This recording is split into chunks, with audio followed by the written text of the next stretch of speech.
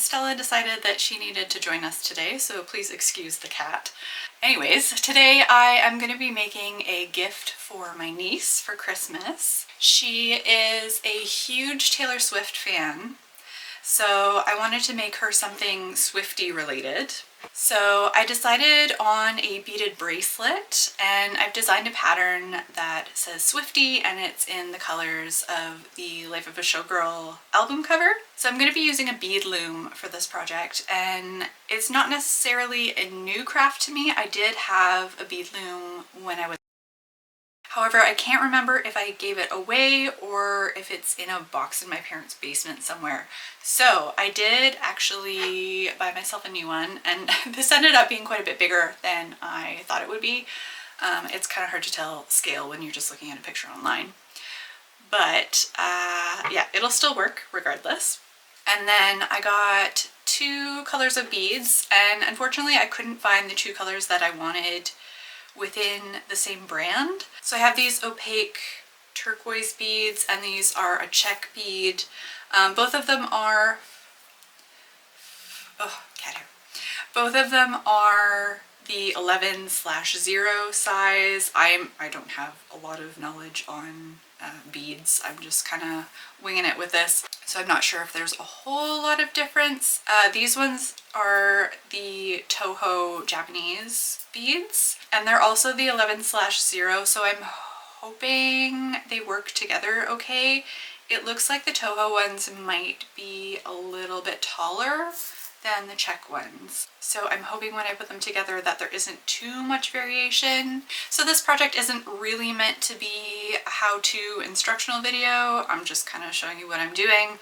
But I will sort of walk you through how I get everything set up and how to use the bead loom, just in case you're curious on how all of that operates. So I'm going to switch to an overhead shot so that you can see everything I'm doing a little bit better. And we'll get started. So to start out with, I'm going to just add my string to my loom here. And the pattern that I've created is 12 beads wide, so I'm going to need 13 strings. Okay, so that's not super even, and I'm now thinking it would probably be easier to start at the edge, just so I'm not having to reach over quite as far. Okay, I'm gonna unravel this and try again. So just to give you an idea of what I'm using for supplies here, I'm just using Bead-A-Lawn Dandelion thread, and I'm just going to use this to string my loom. I'm not going to use this for the beads because it is quite thick and it's kind of overkill, considering the beads are so small. And considering that you have to go through each bead twice with the string, with the thread, I'm just going to use a regular nylon thread. Okay, so let's try this again. And I'm just going to go on the side closest to me here. Hopefully this will make it a little bit easier than having to reach through to the middle. Okay, so that should be 13. Just want to double check. 4, 6, 8, 10, 12, 13. That's good. So I'm just going to cut the end of my thread and then tie this on. And then I think I just want to tighten this up slightly. So I'm just going to move the dowel a little bit. I have some dishes here just so that I can dump out my beads so that I can grab them a little bit easier.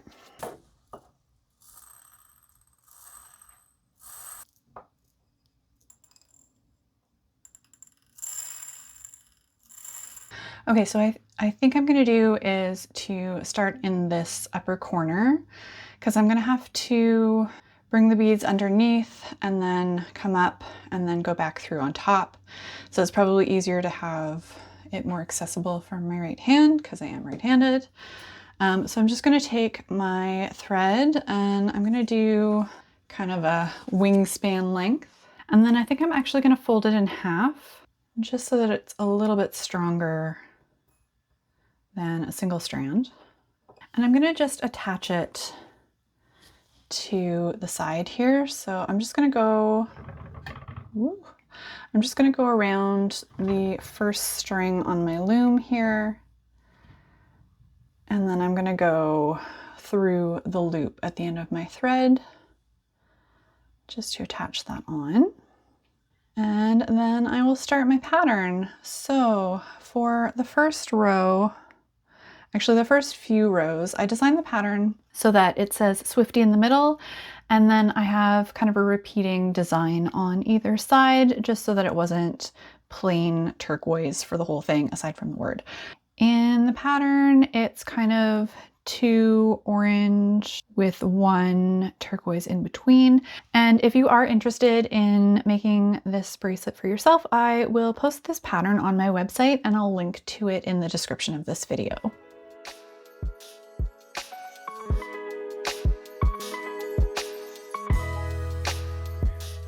And then, as I mentioned, I'm just bringing my beads underneath. And I think this loom was actually made more for a size 8 bead rather than an 11. So I'm gonna have to pull this in a bit. The threads are spaced a little farther apart than I need, so it might be a little bit tricky to get this first row to line up. So I'm just pushing 1 bead in between each of the strings, and then I'll just run my thread back through over top. So yeah, you can see it's gonna have to pull in a little bit. These colors look perfect. I think my niece will really like this. Okay, on to round 2. So starting with turquoise for this one.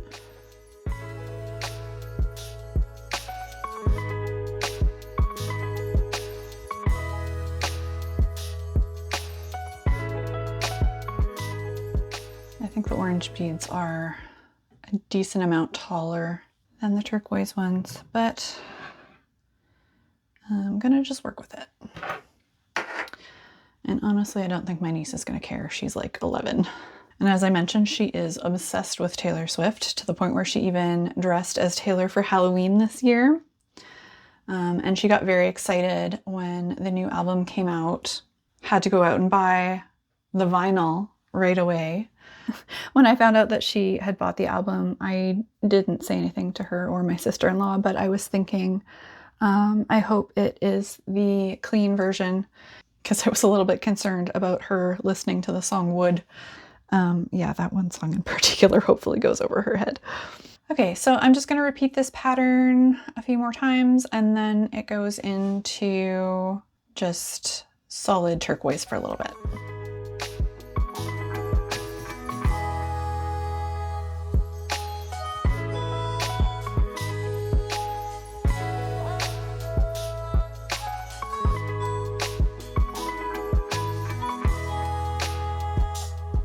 So I'm kind of still getting the hang of this. I flipped this around because I figured it would be easier to work from the side that's closer to me rather than reaching farther away. And this way I am holding the needle in my right hand, because before I had been doing it opposite and it was kind of confusing. So again, still getting the hang of it, but yeah, it's going. So I finished kind of the boring part. I've done this chunk that's just the turquoise, and I'm ready to start into the letters now. And when I was designing this, I was trying to make the font look similar to the font on the cover of the album. So it's in all caps and it's this very tall, narrow font. On the album cover, it's slightly italicized, but that's kind of difficult to do in a grid. So I've just kept it kind of straight up and down. So I'm gonna go ahead and start working on that.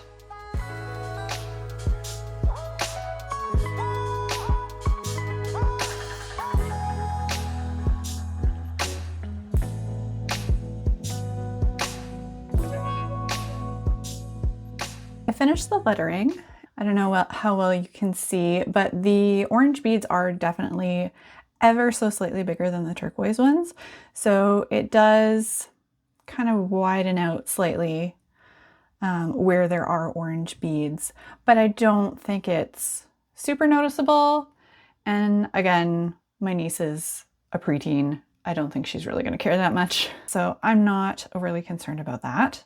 I did unfortunately stab myself somehow with the back of the needle, and it went kind of underneath the side of my nail. So I've just got that covered up just to kind of protect it. Anyways, it's not painful or anything. It's just I was being a little clumsy. I'm kind of running out of thread here. So I'm just going to show you how I'm kind of switching out my thread. So I'm basically just tying a couple of knots just on the last thread here. And then I'm going back through the last row that I've just done. And then once I get that thread pulled through, I'm just snipping it off as close as I can. That's where things are at right now. And I think I am going to just finish this off camera because the rest of it is just kind of the reverse of everything from this point. So it's just a section of plain turquoise and then this repeating pattern on the other side. So I'm going to finish that off camera. I'll finish the beading and then I'll come back and I'll show you what I'm doing from that point because we have to cut it off of the loom and then I have some hardware to attach to it as well.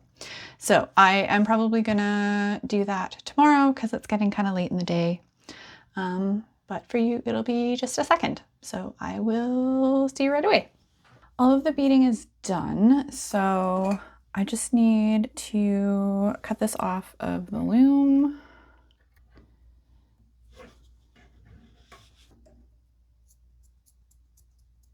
And then the next step is to tie all of the strings just to keep the end beads from sliding out. And because I have 12 beads across, that means I have 13 strings. So I'm going to have one kind of floating on its own, but I'll just tie it to the previous one just so that all of the beads are kind of trapped.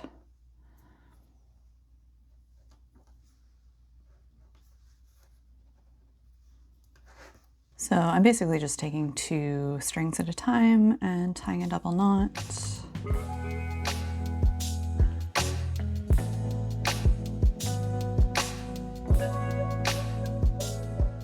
Let me know in the comments if you have ever used a bead loom before. Have you made beaded bracelets like this? And do you have any tips for me? Because this is kind of my first time trying this out as an adult. Again, I had a bead loom when I was a kid, but even then I didn't really use it very often. So I'm sure there's probably easier or better ways to do this. So yeah, if you have any tips, let me know. Okay, that's one side done.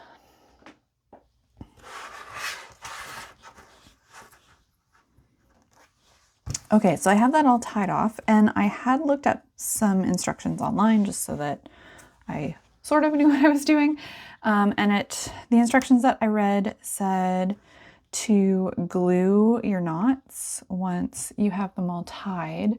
So I have just some craft glue left over from a miniature project that I worked on a while ago. And this dries totally clear, so I don't have to worry about it showing up.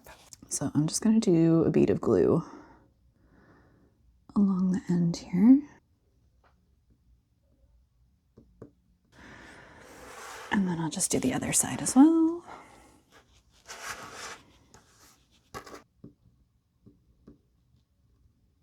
Okay, and then I'll just give that a few minutes to dry.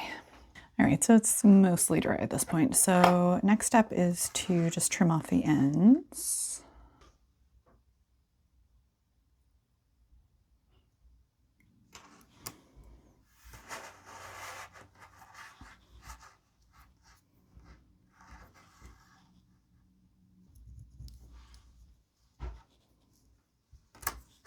Okay, and then the last step I have to do is to add hardware.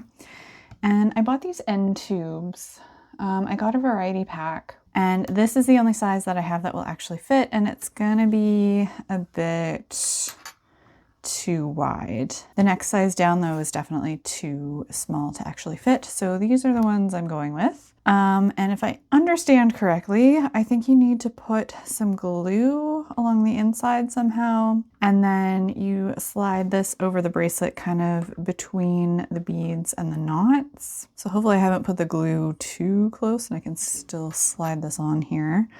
And then I have a lobster clasp and some jump rings to use to close the bracelet up. So I will try to get this on here. So I'm not entirely sure how you're supposed to get the glue in here. I'll maybe just put more on the bracelet itself, just kind of on the strings. Because the end tubes are too long, I do want to make sure that this is glued down on the inside because I want it to be fairly centered. This is my first time trying to do this, so I do not know if I'm doing it right. Okay, I think I have it fairly centered, so I'm just going to close up the end cap there. Doesn't look too bad.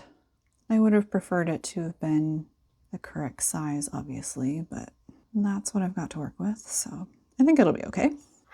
And then I'll just do the same thing for the other side.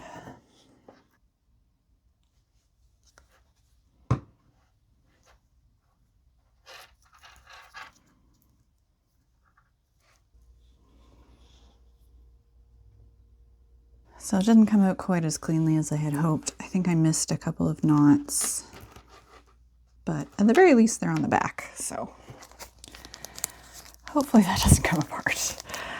So very last thing I need to do is attach the clasp. So I've just got a little silver toned lobster clasp and then some jump rings.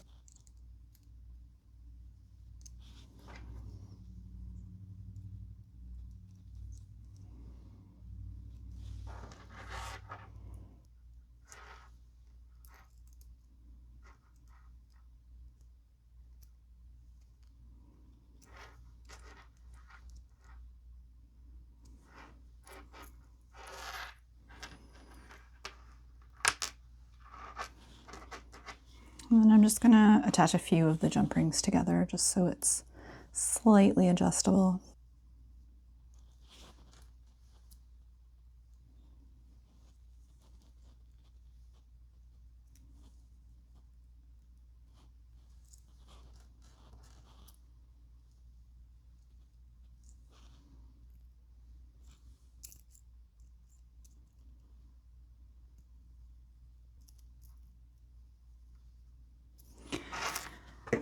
All right, I'm gonna call that done. There's the closure.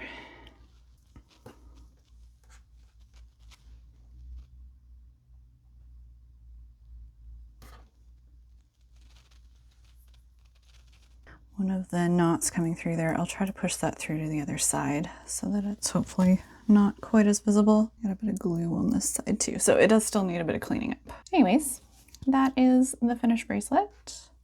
Let me know what you think down in the comments below. So I will just wrap up by saying thank you so much for watching. I will see you again soon. Bye.